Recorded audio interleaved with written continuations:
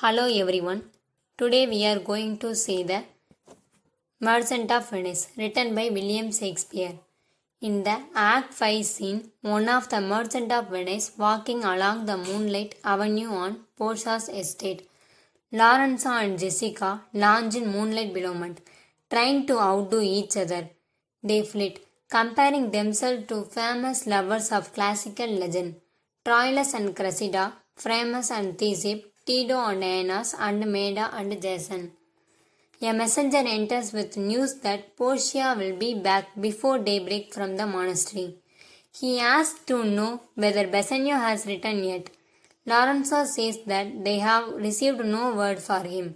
Lanclat enters with the news that Bassanio will be back before morning. Lorenzo tells the servants to prepare for Portia's arrival and to bring out music for Jessica and him to enjoy in the meantime. While they listen and Lorenzo recitates about the beauty of the night and the music of the spears, which he says can tame even wild beasts. Portia and Nerissa approach Bellomont, and Portia admires the candlelight beauty of the estate, saying, "How far that little candle throws his beams shows signs a good deed in a naughty world." As the music dies down, Lorenzo recognizes Portia's voice and welcomes her home. She asks whether Bassanio and Gratiano have yet returned. Lorenzo replies that they have not, but that a messenger has come to announce that they are coming soon. Portia sends Nerissa into the house to instruct the servants not to give any sign of their having been absent. She tells Lorenzo and Jessica that they too must keep this secret to themselves for time being. At that moment, Bassanio, Antonio, and Gratiano enter. Portia welcomes Bassanio home. Bassanio introduces Antonio and asks her to give welcome to the friend to whom he is so infinitely bound.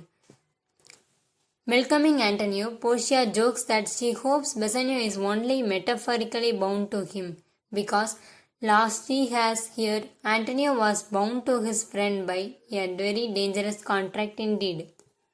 Nearby, Nerissa and Gratiano begin to argue over Gratiano's missing ring. Gratiano swears to Nerissa that he gave the ring a judge clerk. Portia asks what's wrong. Gratiano replies that his wife is overreacting.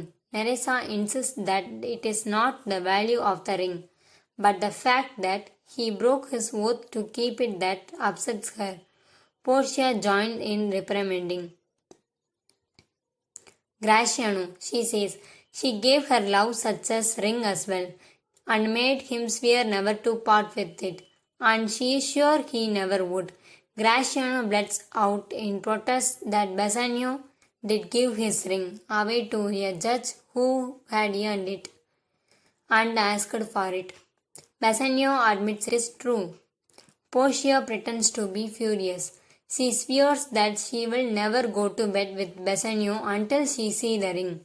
Despairing, Bassanio tries to defend himself and beg Portia's forgiveness. But Portia says firm. She insists that she will give everything she has, including her body, to the man who has the ring. Nerissa vows that Gratiano that she will do the same. Bassanio continues to plead for forgiveness. He says if Portia will only forgive him this once, he will never again break an oath with her. Antonio supports Bassanio, saying that he will be bound for his friend once more, and offer his soul as collateral because he is so certain that Bassanio will never again deliberately betray Portia. Portia accepts the deal. She hands Antonio the ring, which she pretends is a different ring, and tells him to give it Bassanio and to tell Bassanio not to lose it. When he sees the ring, Bassanio is stunned to see it's the same one gave to the lawyer. Portia explains that she got it from the very lawyer by sleeping with him, and asks for her husband's pardon. Nerissa does the same, explaining to Gratiano that she got her ring back by sleeping with the clerk previous night.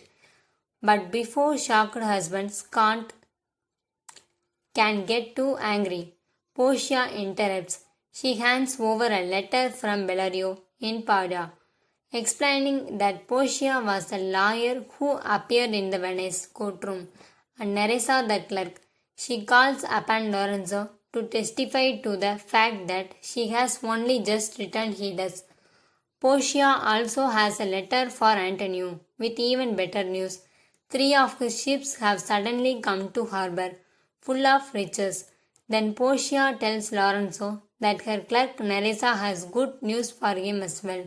Nerissa reports she has deed from Shylock, leaving all of his property to Lorenzo and Jessica when he dies. Finally, Portia encourages everyone to go into the house to hear the full explanation of all these events. Graciano jokes that he is not sure whether Nerissa wants to go to bed for 2 hours or stay up and wait for the next night. He himself cannot wait to sleep with the doctor's clerk, for while live, he finishes, I will fear no other thing, so sore as keeping safe Neresa's king. Thank you.